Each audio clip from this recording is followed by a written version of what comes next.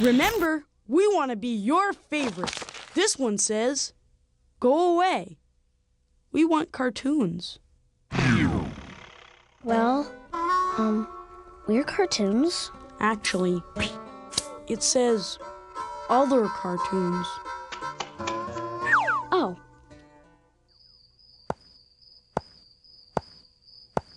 Oh yes, I want to watch real cartoons, none of this bullcrap. And before you accuse me of hating every Christian, understand that I'm not attacking Christianity with this video, but rather the terrible content created by snake oil salesmen in order to sell your own beliefs back to your children. You should be more offended by this crap than I am. If you want to watch something amazing and also teaches your kids some good morals, try My Little Pony. No, seriously, it's a good show. Nonetheless, this video has been sponsored by some amazing people. If you see on screen now, we got a book called Deranged Dreams and Straitjacket Screams. It's a creepypasta book created by a lovely friend of mine, so if you wouldn't mind checking out the Amazon link in the description, I'd appreciate that. But first, please watch this video. So sit back, relax, turn down the lights, and welcome to my dungeon as we go over some of the most crazy and insane Christian shows for kids.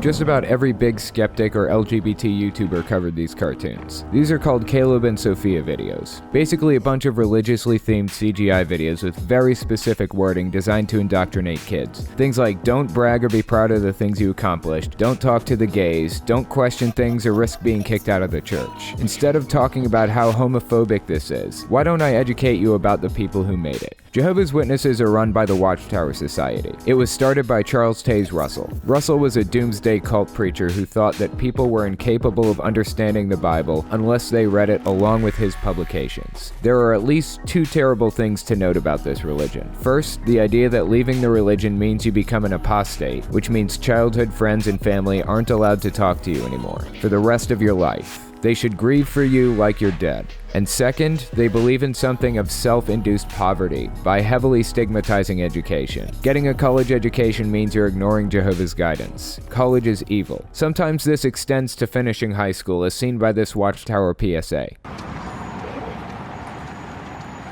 Gloria, why did you give me that look when I said that girls wanted to be in full-time service? Well, I was reminded recently that the safest road is to get a good job with a good company. Has your mom been talking to you about this again? She's my mom. I have to listen to her. I owe it to her. You know, my father died when my brother and I were young. And then after that, my mom had to raise us on nearly nothing. You know it very well. Yes, I know. She was very brave. Okay, but she didn't know Jehovah. We do. Shouldn't we be encouraging our girls to serve him full-time? Why can't they do both? Everyone has to work, right? Okay, but what comes first, work or Jehovah? But you see, there are so many witnesses that have prestigious, high-paying jobs. Yeah, but should we be pushing Anna and Tina to succeed in this system? No, I'm not. I just want them to have a normal life.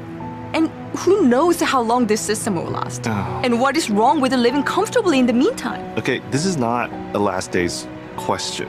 Okay, it's always been wrong to strive to be rich. No, not rich. Just plenty. Just enough to give them peace of mind so that they can sleep soundly. That's exactly the opposite of what the Bible says.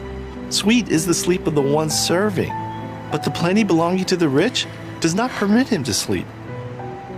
But don't you think they need a fallback career? Just in case? Just in case what? In case Jesus was wrong?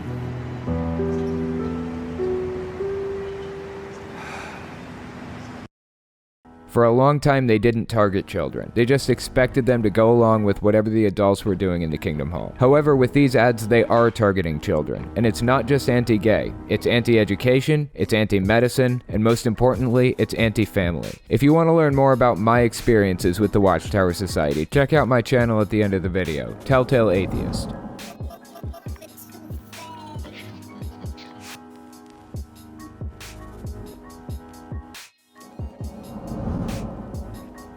Paulogia here.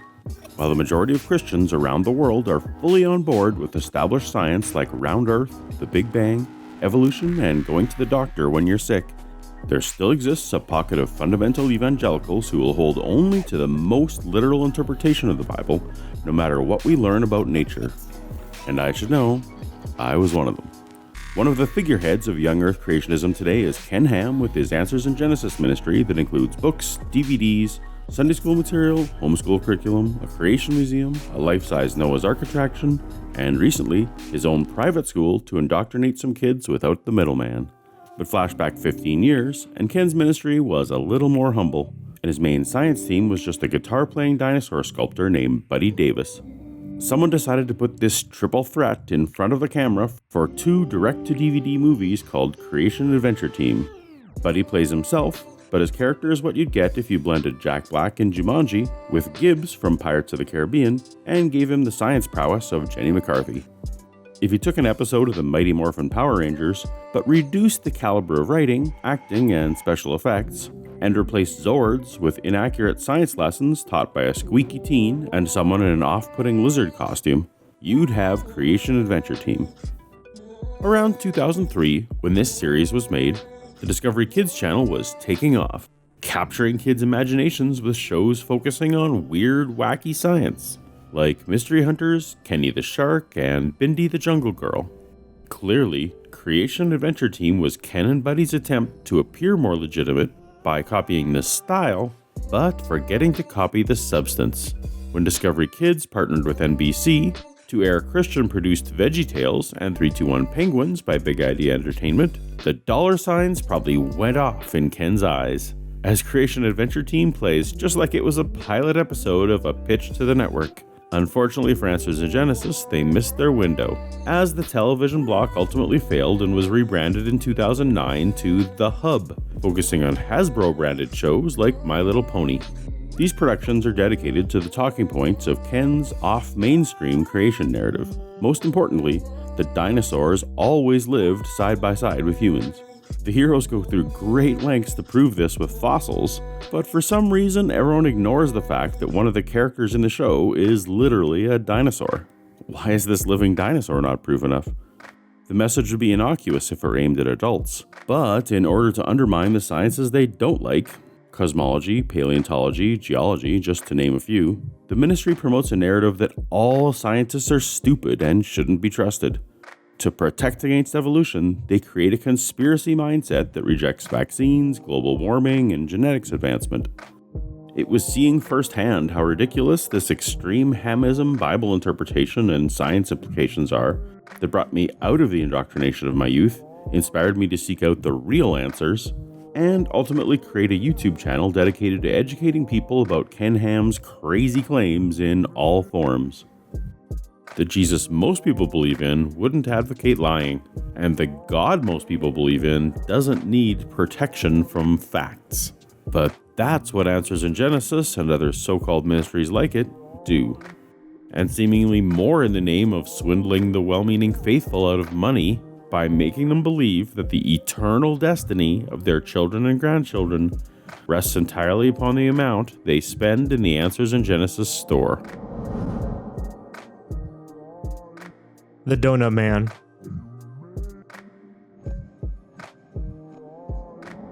Remaining objective for this show is nearly impossible. Every second you're watching this, your brain is just trained to scream stranger danger. And we have no problem with Christians, but can we keep adults with mustaches like this away from children like that? Basically, this show is like a Christian form of Blue's Clues or Barney the Dinosaur. However, this time they cover mildly disturbing subject matter. For example, in the show Down to Jesus, it talks about a man with diseases being lowered down to Jesus through a hole in another man's roof. The diseased man begs not to be dropped, while the person who owns the house asks himself, how is he going to live if the rain can get in his house? They of course dropped the diseased man, who falls with a loud crash. Fortunately, he is cured of all of his diseases. That begs the question, what does that have to do with Jesus? Why is this in a kids show? We're pretty sure Jesus does not want you to vandalize other people's property, and if you drop a man with diseases, Hell, any man from that height will likely die. We're not sure what this is supposed to teach children, other than how to get arrested or kill a sick friend. Sunday School Musical.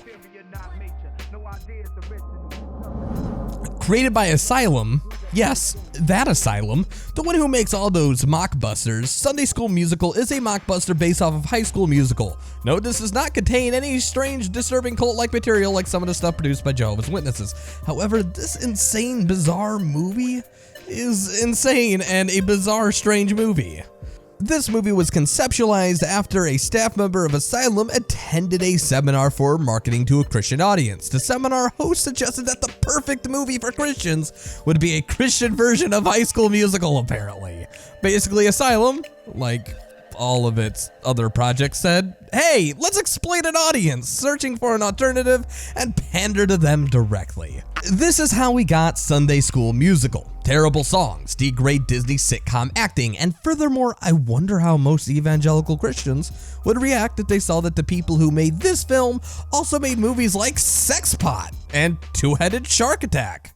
Basically, this movie is a cash grab at its finest. It shouldn't matter how old you are or if you're Christian, male, female, doesn't matter. You should hate this movie based on the fact that someone is stealing someone else's idea for a movie and trying to repackage it to profit off of your own beliefs. Despite this being a mockbuster based on High School Musical, it plays more like a Step It Up film or one of those musical competition movies. Basically, a church starts facing financial trouble and a group of God-loving and God-fearing kids band together with the help of one more talented performer to win prize money at some sort of competition, all the while taking part in petty teen politics. This movie is honestly not worth the watch like most silent films, and everyone should find this garbage offensive on some level.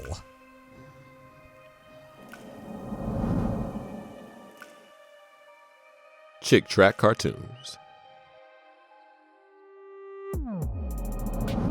Now, chick tract is what happens when your high school art teacher tries to create a Mad magazine cartoon that promotes the good old Protestant way of Jesus Christ.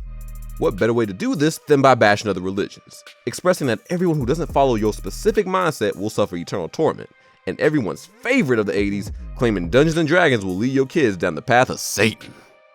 So, in other words, every Westboro Baptist churchgoer's nightmare.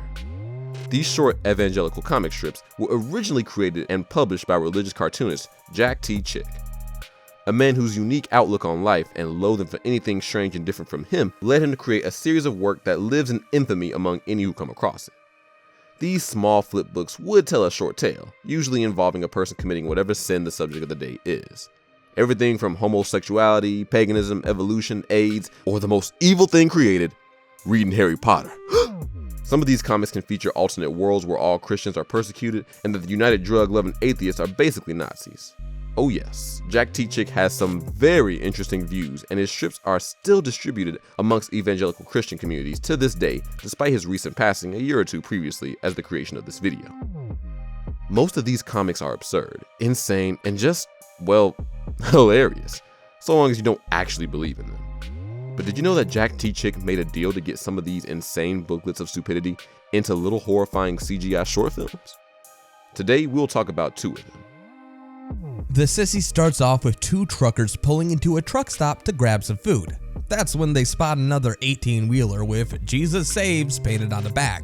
This, for some unknown reason, irks one of the truckers, and he proclaims to the other that Jesus was a sissy, and that only a gutless idiot would have painted that on their truck. The big, brawny Christian man joins the other two truckers for some food, and immediately they start to preach. At least, I assume it does. Throughout this entire short, the audio mixing is just plain terrible. Characters speak far too softly compared to the background or sound effects or ambient music. As their food is delivered to them, the trucker says grace, causing one of the other truckers to mumble complaints about the whole situation. Personally, I'd be shocked at the miracle that just happened before their eyes. The trucker's burger is transformed into chicken wings, and a simple scene change. Behold the power of God, turning beef into poultry. Anyway, the rest of the short continues with your typical evangelical preaching. All are going to hell, nothing you can do can stop this unless you accept the one specifically Protestant version of Jesus, your Lord and Savior. Meanwhile, the food isn't getting served, customers aren't getting their coffee, and the background music is starting to drown out half of what everybody says. This is coupled with some pretty graphic, and just keep in mind, I use that term loosely as the animation is just about as janky as an uneven house built by a blind man with Parkinson's. Scenes of Jesus being whipped. Oh, and it gets worse. Next, Jesus has a literal fire in his eyes as he damns everyone who has sinned to hell, complete with the agonizing screams and tortured wails of the man. Wow, who knew that the next Hellraiser movie got a bigger budget? Apparently, this preacher trucker's words are so moving that they even touch the heart of the waitress who, up to this point, has been neglecting to do the drop to eavesdrop on the most monotone sermon since Ben Stein started doing weddings. Eventually, they all have a prayer circle, and the two truckers we start off with leave with a new outlook on life. That Jesus was the toughest guy around, apparently, because that's what people are saying, that Jesus was a pansy, I guess. All in all, what makes this segment outright weird is the rubbery animation, the hokey script, and the monotone delivery of the lines by the actors, and the outright whiplash of some of the pretty brutal scenes for a kid's cartoon. But even this animation could be called below average, but is nothing compared to the next cartoon by the same company, even though it does look like it was done by someone from Benquedo. Tiny Shoes is a short created by Little Shots and Chick Publication Productions. Originally produced as a short comic strip turned into a 2-for-1 disc. That disc had The Sissy and Tiny Shoes, both on it for a runtime of 21 minutes. Given that Tiny Shoes ran for roughly 15 minutes, while The Sissy ran for 6 or 7, this wasn't very impressive. Steve West originally intended these videos to promote the story and message of Christ. However, with his budget, he could only do so much. This is the story of a man whose son just wanted a pair of tiny shoes. With the money he had earned, he believed that one day he could buy the land they live on for his son, but his son said that he just wanted some tiny shoes. Time and time again, some drunkards convince Juan to go to the saloon, where they cheat him out of his money until one day, the wife's prayer brings the hand of God down on the saloon, and it gets struck by lightning. But by the time Juan actually buys the shoes, his son has died of pneumonia. There's more to be mad about in this video than just the fact that there's a fat white man paying some poor Mexicans to do his work for him. This is not focused on because there's more insanity to be mad about, like the kid being carried off into space and into a bright light by some strange angel man. We think it's an angel, but it could also be an alien. This is Jack T. Chick. After all, he tends to make up whatever he wants. The animation in this is cheap, but it's nothing a kid in high school couldn't do. They, however, have a few good sequences involving demons dancing around liquor and burning down bridges. What makes the story incomprehensible is that Juan's son Juanito, a kid who has a cut on his foot, ran out in the middle of the rain to find his father, but he only made his infection worse because he went out in the damn rain. We don't think the story focused enough on the mother being neglectful to her son if he was able to get outside like that. His son wasn't even supposed to get out of bed, and he thought it was a good idea to run out and see his dad.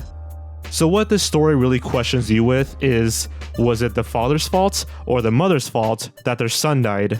Just in case you're going to say that it was the father's fault, we are shown none of what the mother does except for her watching the son she was supposed to be taking care of. You know, the kind of mother that breaks glass, does not clean it up, and then lets their kids' feet get infected. Or maybe it was also these drunkards, standing out in the middle of a storm trying to scam people out of their money.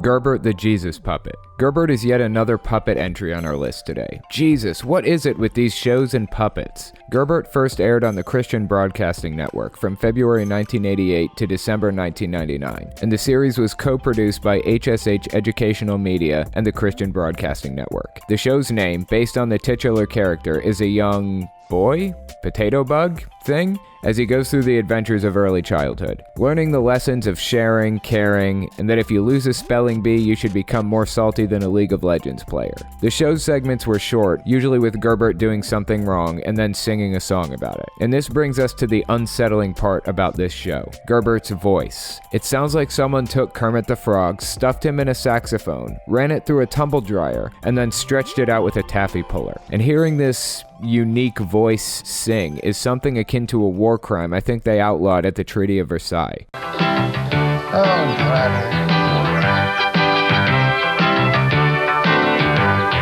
Just because I didn't get what I wanted, I got mad and threw a fit like a hornet, and I acted really...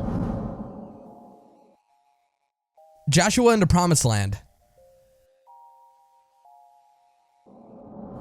Joshua and the Promised Land is the worst thing created through the use of human hands. This is not about Christianity, this is about how someone looked at this and thought that they could sell it for any amount of money. Absolutely shameless.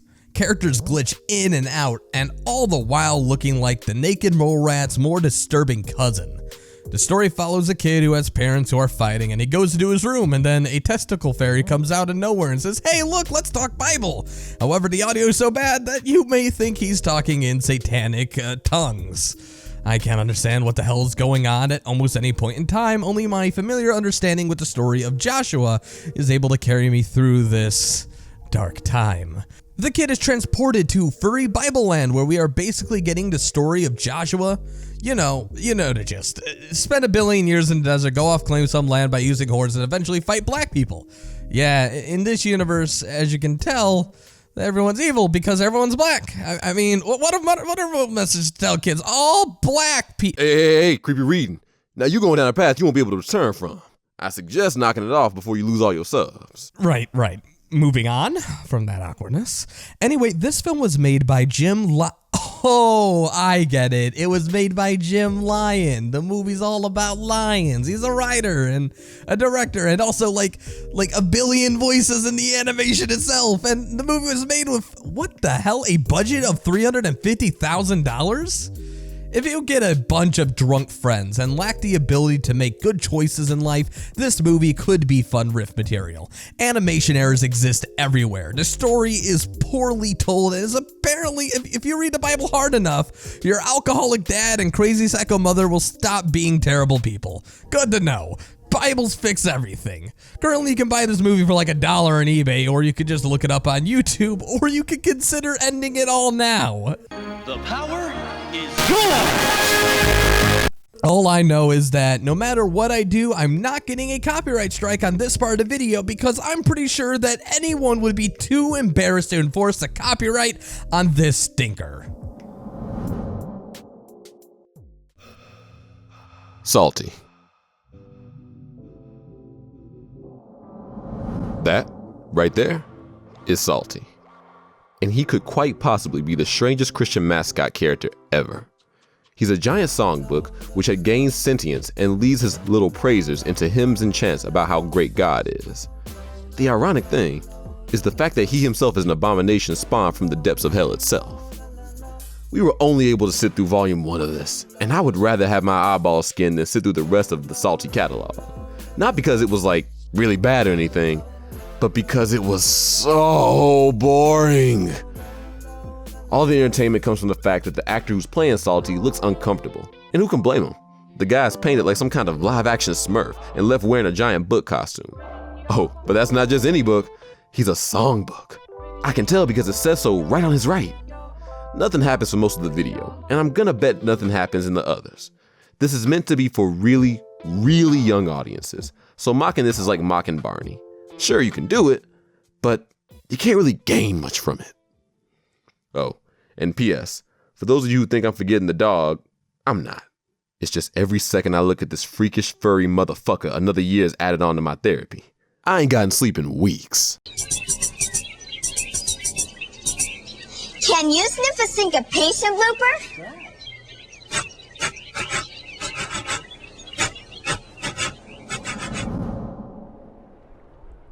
The Gospel Bill Show. The The unsubtly named Gospel Bill Show may be one of the best so bad it's good 90s television dramas with a primary focus on biblical values. Between the zany, oafish sounding characters, the melodramatic, poorly overlaid soundtrack, and the jarring, unrelated puppet segments, there's certainly plenty to laugh at. In the fictional town of Dry Gulch, Gospel Bill may be the sheriff, but God is the law. It's worth noting that Dry Gulch is oftentimes anachronistic in its presentation, featuring modern-day televisions and answering machines, alongside characters and locations that are clearly meant to be part of the Wild West. And among these characters are some of the most overacted and obnoxious simpletons you will ever have the pleasure of witnessing, in addition to the aforementioned puppets and even a gruff-sounding man in an ill-fated dog costume. The show's direction is nothing if not overblown and sloppy, but there's something so disarmingly nostalgic about the jazzy sitcom intro and the hazy purple title card.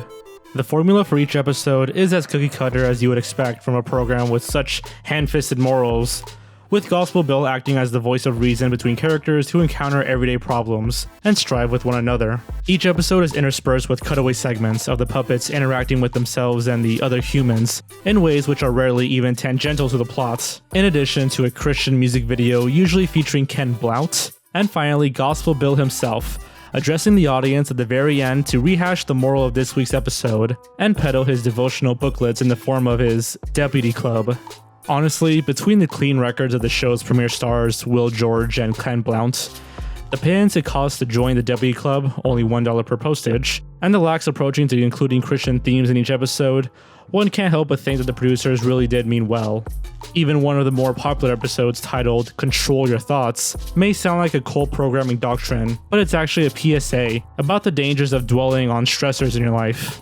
Despite the often misguided and contradictory nature of Gospel Bill's lessons and themes, he seems like an honest guy. And we can definitely recommend watching an episode or two of his Dry Gulch Gang's hijinks with friends who also reminisce about shows like Have Gun, Will Travel, and Bonanza.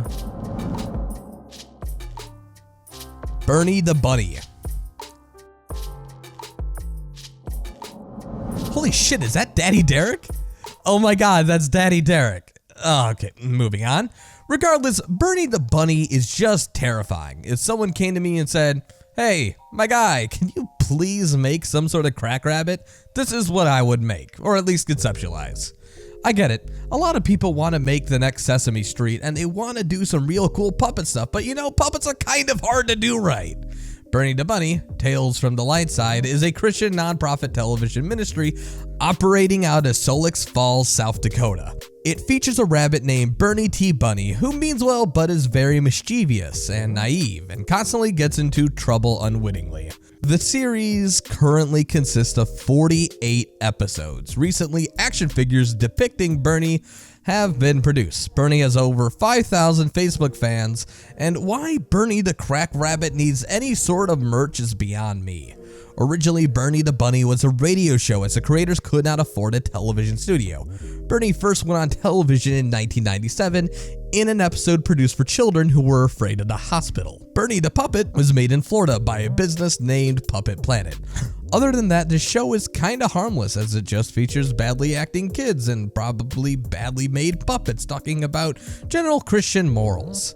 There are very few notable things about the show, which means that this kid's show will not have to haunt the nightmares of anyone except for those of us who are willing to look in public access hell, and nobody else. Thank God for that.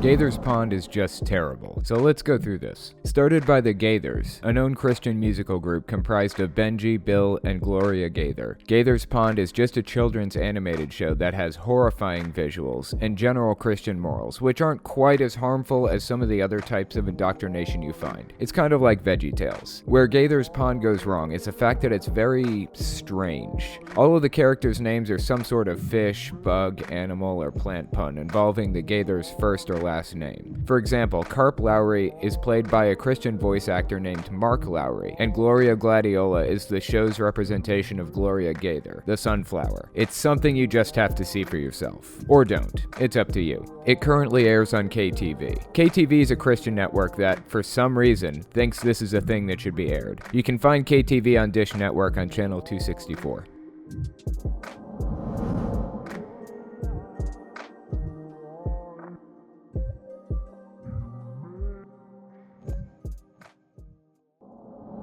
Hey there, MCP here. I know a bit about Bibleman, and I intend on delivering to you some of the weirdest info that you will see on this list. Don't tell TCR, but I might have just hacked into his computer to insert myself into this video. That said, let's get right into the Bibleman. Bibleman is a strange Christian show from the late 90s, created by Willie Ames and starring Willie Ames, who oddly plays, you guessed it, Bibleman. This quirky, so bad it's good Christian comic book Star Wars ripoff features a crime-fighting duo who decides that they're going to take every verse from the Bible, out of context, to fight crime. And anyone who does bad things, you know, such memorable villains like Dr. Decepto, Too Cool for School, and The Fibbler. These are in fact real names. I could not make this up even if I tried. Running from the 1990s to 2010, this tongue-in-cheek romp has the goal to get more people into the Christian faith. Unfortunately, it has come under fire because its focus on entertainment over scripture, lack of production values, and the focus on the director, star, actor Willie Ames. The series has this Batman and Robin crime-fighting feel. No, not the good one. The ones with the nipples on the costumes. They generally fight their villains using scripture or just lightsaber battles. And it's almost unsettling how often they fail to put the scripture into proper context, giving it whole new meanings altogether. In general, it's easy to see that the people making this had a lot of fun. For example, the reason why Bibleman becomes Bibleman is really goofy. Get this. Miles Peterson, a wealthy man with the best the world has to offer, decides that he was missing something in life and goes into the woods so he can roll around in mud, and suddenly, Jesus. That's how he got his GameCube purple lunchbox armor and lightsaber. Also, there's this clip. And I, El Furioso, the vilest villain of vengefulness. Nice alliteration. Thank you. Will not only be happy to see all the puny people harboring hidden anger explode in violent rage, but I'll have my revenge on Bibleman and get stinking rich at the same time. It makes me wanna rumba. Oh, brother. Another gratuitous dance number.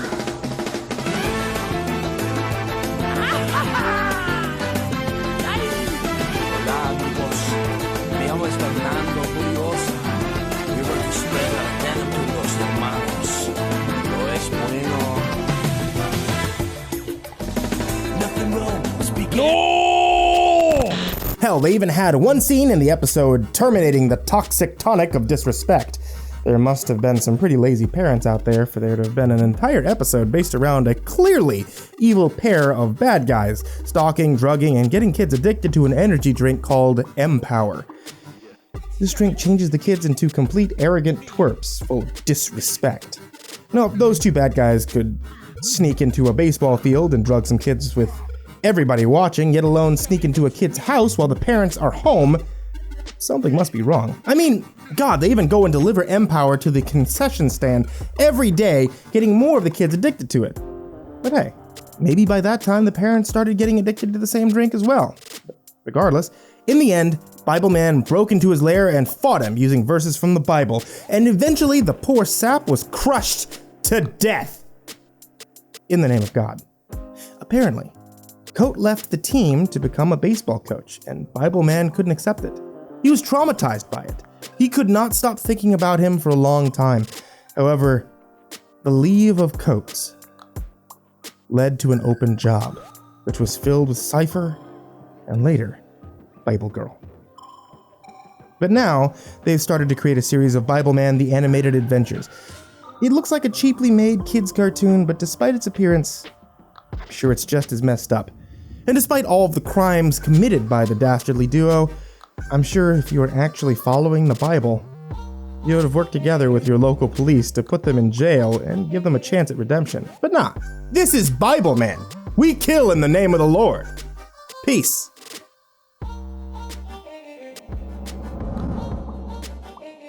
Colby.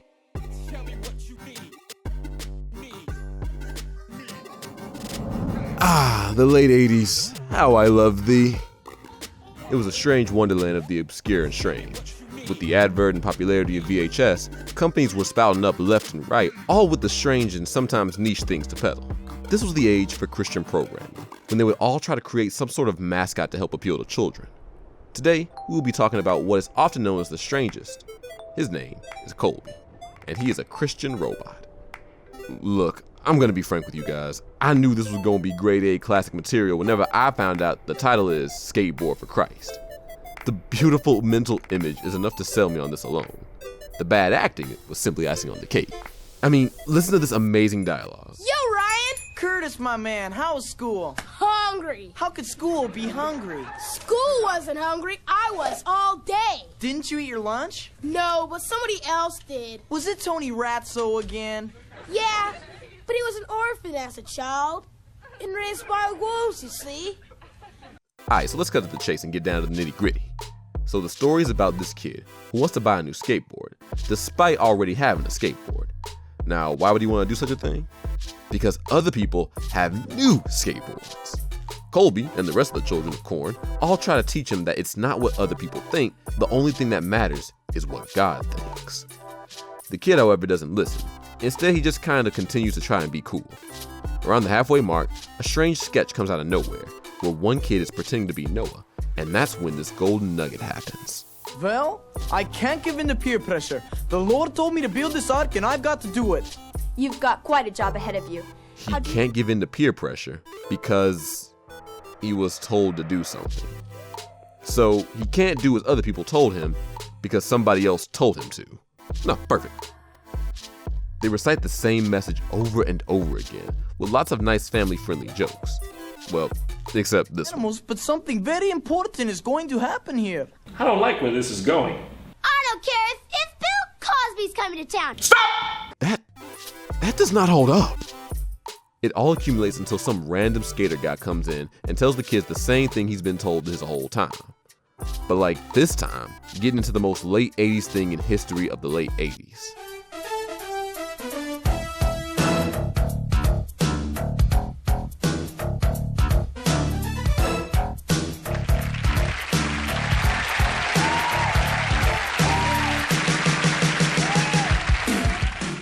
After he's told to do everything for the Lord, even mow your lawn for the Lord. So I skateboard for the Lord? You do everything for the Lord. You mow the lawn for the Lord, wash dishes for the Lord. And then it just kind of ends. And there goes the most beautiful thing to ever grace your computer screen. Go ahead and just jump on your board there. Okay. And go ahead and swing your arms and do a 360. Go ahead. Yeah, all right, all right.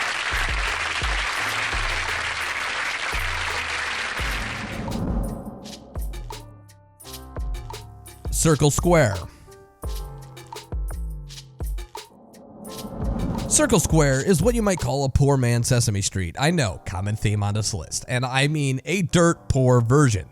Originally a Canadian television series that ran from 1974 to 1986, it was produced by Crossroads Christian Communications and the Circle Square Summer Camps, which are a non-profit summer camp group welcoming all kids. Now, that doesn't sound too bad, right? A group that's dedicated to helping kids learn and grow and have a great time during summer will also create a television show to entertain your children and teach them upstanding morals and lessons in the name of God. Good in theory, but in practice, however, it comes crashing down so hard into the uncanny valley, so hard it's now an uncanny crater.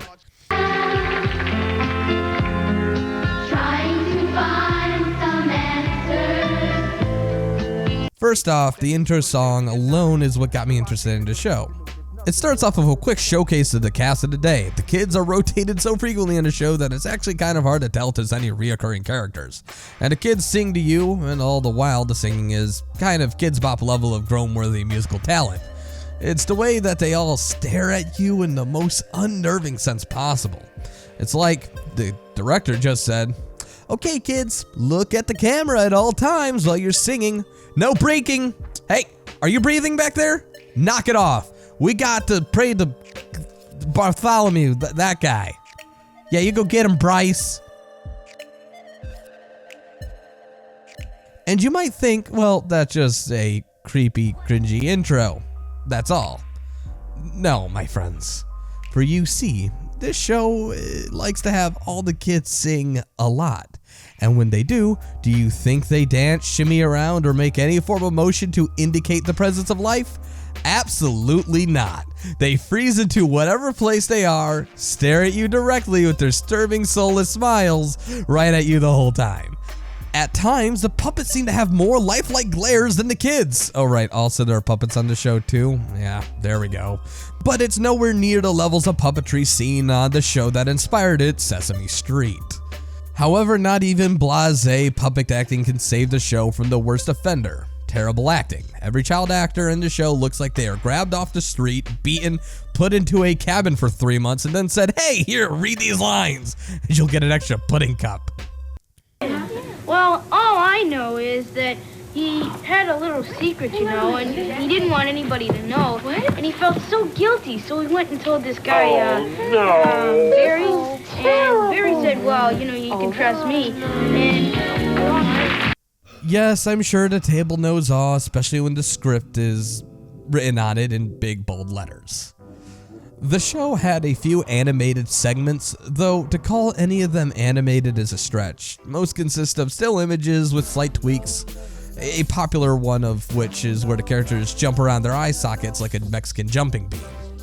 Combined with low-budget animation and a especially low-budget writing that sounds more like a sermon that a priest would give up on, and you got a genuinely terrible Christian show for kids that is just absolutely insane that anyone would think this would be eligible for broadcasting. All in all, Circle Square is probably the most harmless one on this list. Just don't watch in a dark room with headphones on. I'm pretty sure that's a guaranteed way to get insomnia. Or speak with the dark one, the one we all know and love, MrCreepyPasta.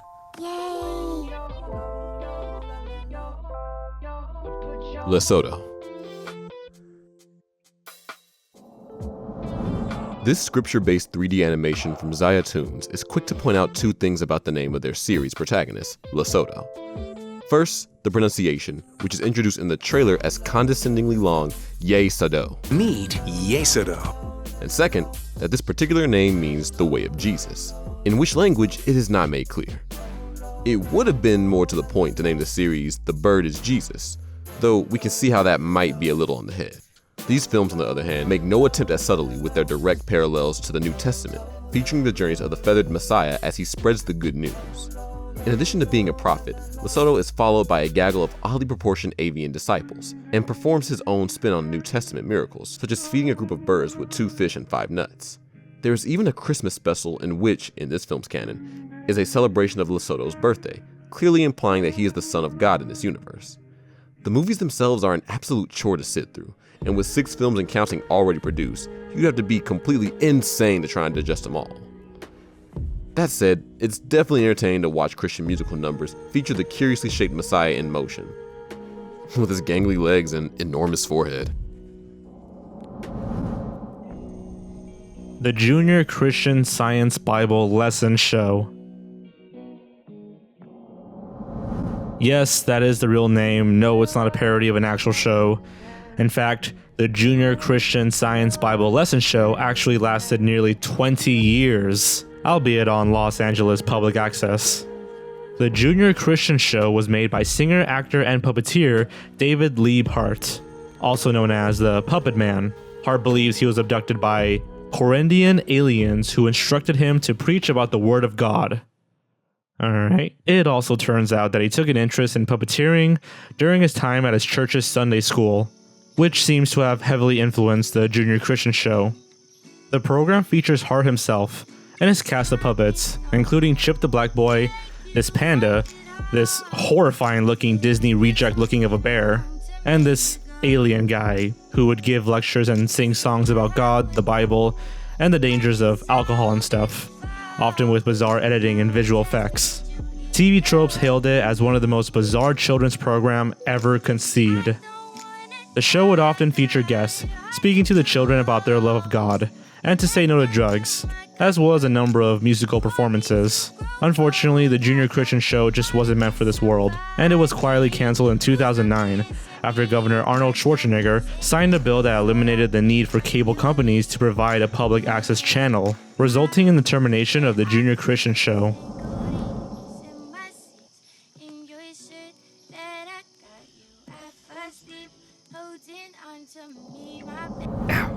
Sorry, hurt my arm by reaching too hard. I'm gonna feel that in the morning. Since you're here, let's talk about the Rhapsody Street Kids. Now I know what you're thinking. What does this have to do with Christianity? It's a Christmas film, of course. Sorry, but where else could I talk about this train wreck? Now the story behind this film is a little more interesting than the film itself. The director and animator is Mr. Colin Slater, who's perhaps one of the biggest scam artists to make his way across this flat earth. I'm joking, please don't quote mine that. You've probably heard of this film from its online reviews. Much like Food Fight and The Room, this is an infamous punching bag for critics such as Rebel Taxi and The Nostalgia Critic. Do I even need to say what's wrong with this film? Just look at it. This came out in 2002 and aired on TV. And I don't mean some no-name local stations. I mean actual big-name broadcasters. Watch this running animation.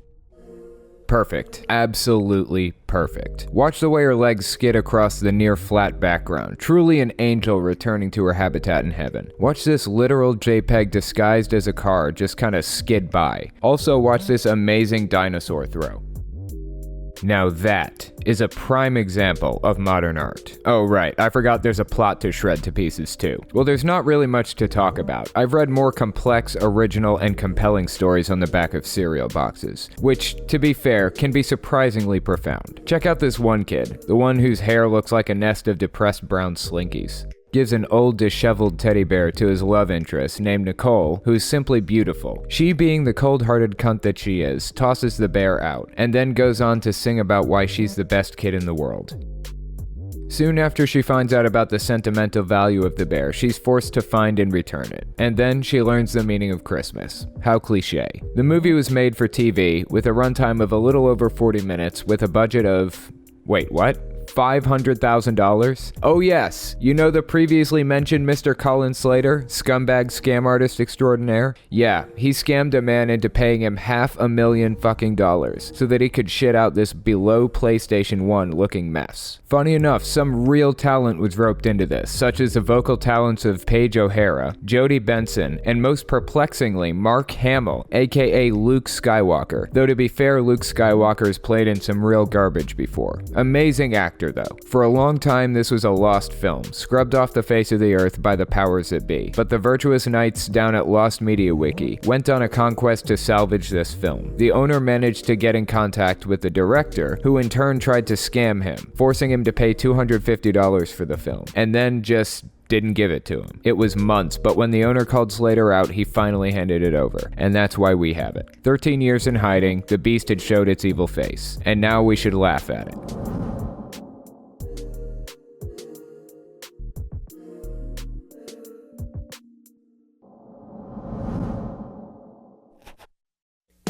Dorbies, everywhere I look I see Dorbies, rolling to and fro I see Dorbies, why don't they go away?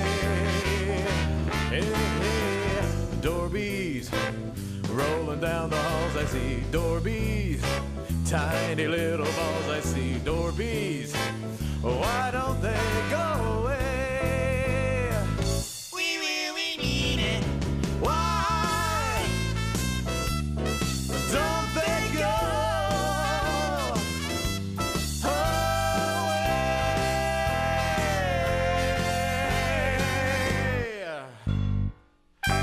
Dorbies. Dorbies. That's your introduction. And there's no way I can introduce this thing better than that. Believe me, I tried. Now, if you're a normal functioning human being, you're probably wondering what you just saw, or screaming in abject horror. Probably a little bit of both, to be entirely honest. But even that is only the beginning. What awaits you is perhaps the strangest VeggieTales ripoff imaginable. At least, I think it's a VeggieTales ripoff. I don't know what it is, and I've watched it twice. It's about these ball-like things called Dorbies. What's a Dorby? I have no fucking idea. The movie has little to do with Christianity, despite being advertised as such to a Christian audience, and the fact that the creator of this, debating Gaither, is a gospel singer, even releasing some albums with some of his family. They seem to have a small but dedicated following. So, good for him? Anyway, this film is so humbled and jumbled that it's hard to make sense of everything. Marketed as the first tape in a series, which would chronicle the life of the surely fun adventures of the Dorbies. And as an introduction, we are greeted to many skits we will not go over. They are a waste of time to watch and will be a waste of time to regurgitate in this video. If you really want to see them, I suggest just watching the movie for yourself. Anyway, much like the other animated films on this list, it looks like ass. Pure, unadulterated ass. The story can be summed up in about 2 sentences. Don't believe me? Just watch. So 2 Dorbies decide to skip school, and while doing so, they find a mysterious housemates they enter, get scared of one of them, falls through the floor, and get stuck. His friend gets help, and he's taught a lesson about making choices, which was the secondary title to this film. Making decisions. The moral is the fucking title. Sorry to rush through this so quickly, but there's really nothing of substance here, and there's barely even anything to make fun of. It just sucks all the creativity out of me, to be honest. And the writers had a hard enough time writing the script for this damn thing. To sum it all up, the fuck is a Dorby?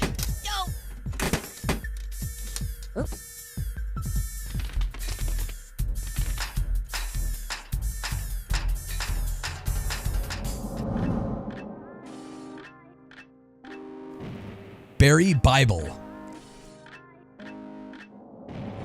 I know this isn't a kid's show, but you know what? The college people are kind of like kids, right? They don't have any morals. Anyway, I'm just gonna go into this because when the hell else am I gonna be able to talk about Barry Bible? I came across this gem originally researching for this list, and I loved it so much that I decided to include it because of its weird history. Consider this one an extra entry. Barry Bible originally broadcasted on a university television station, SRTV, in the fall of 2005 at the University of California, San Diego. And this is where things start to get, a little weird. Barry Bible was a part of a series called Live Hot Puppet Chat, which jokingly was in its 2nd season, despite never really having a 1st season, and it focused on these puppet characters who would take calls from other people. Unfortunately, almost all of these calls were pornographic in nature. But that's just to people like you who are heathens going to hell. I might seem like an asshole. I'm really sweet. Aww. That gay guy's gonna burn. It's cute. Barry Bible was one of those characters who would talk about why God is sending you to hell and why he condemned homosexuality due to the pornographic nature of everything ever broadcasted from the station, and some of the students begun to issue complaints with college officials. After episode 6, the student-ran television station was shut down upon charges of obscenity stemming from the blasphemy of the Barry Bible episode, along with the university's administration's displeasure with the previous pair of pornographic broadcasts from the same student-ran channel. And if it was just that, maybe I would ignore it, but no, there's actually more. There's a retail DVD that was produced that features the titular Live Hot Puppet Chat show characters and a few extra episodes produced until the creator, Trisha Newcomb, decided to pursue theater. If it was just there again, I would consider leaving this off the list, but no, it gets really fucking weird. In August 2009, a feature-length Live Hot Puppet Chat movie was produced by LuMalian Films, which was titled Sword of Digestive Calmness. In June 2010, a second feature film starring Live Hot Puppet Chat character was released, and that movie was called Interstellar Pinball Lives Forever. Again, weird name, but I wouldn't really add it onto this list if it wasn't, for the next entries. By 2011, Summer of the Chew Toy Soul was created, and 2013, which is what made me eventually put this on the list, was Jesus Hates You. And also there was 2014's Hell's Leaks Laughter. The last two are just really strange to say the least. Very few films had the ability to produce an atmosphere that can physically make someone nauseous and uncomfortable with the production and score alone. Take a look at this trailer from Hell Seeks Laughter. It's really out there, my dudes. 1972, le maître de la comédie Jerry Lewis a fait un film à propos d'un clown en Allemagne nazie qui menait des enfants à la chambre à gaz. Le jour où le clown pleura.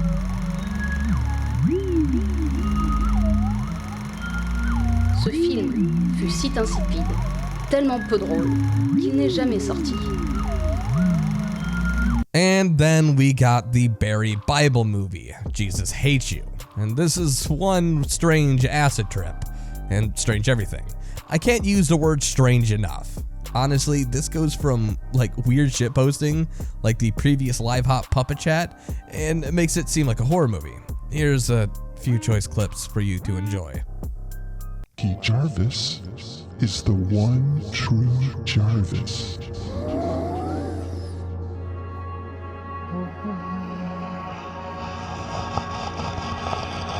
Uh-oh. I forgot Reverend Sun Mao Sung's favorite Bible verse. I'm supposed to make you memorize it, but now I forgot it. Ooh, we're gonna get in trouble. Uh-oh. You see what I mean? The further down the rabbit hole I go with these movies, the stranger it seems to get. I mean, wow. I don't know what to think. I feel scarred.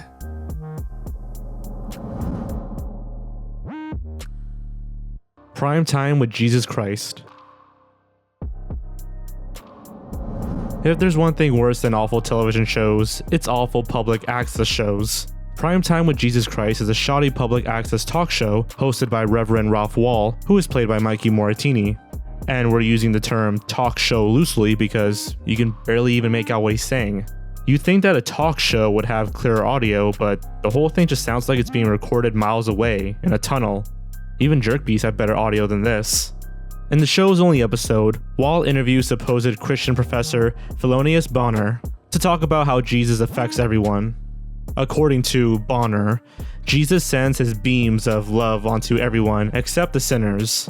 If the sinners could receive his love, they would be able to move mountains and cars and shit. Considering that no human on earth can move a mountain, we're on thin ice with Christ himself. Oh, and apparently high fructose foods can destroy your veins and glands, so stay away from syrup. We then meet charity worker Fillmore Deancan, who works for an organization that gives toys to people, including children and sinners. Shortly after, he gets chastised by Wall before the two close out the show by singing their last Jesus song. Prime Time with Jesus Christ is a shitpost of a show. It's not even clear if it was a public access show or not. It's supposedly from the 1980s, but considering the host was born in 1992 and the video looks like it has a simple VHS effect slapped on it, it's hard to say if this was even on television at all. It's nothing to take too seriously. The professor notes that because the Star of David has 6 points on it, it must be satanic, and him and Reverend Wall must defeat the commies. Regardless, Prime Time with Jesus Christ is an odd absurdity that nobody wants to run into while scrolling through public access. Disturbing Christian puppet shows. Learn about God. What do you think about starting a club? A club? Wow! A great idea!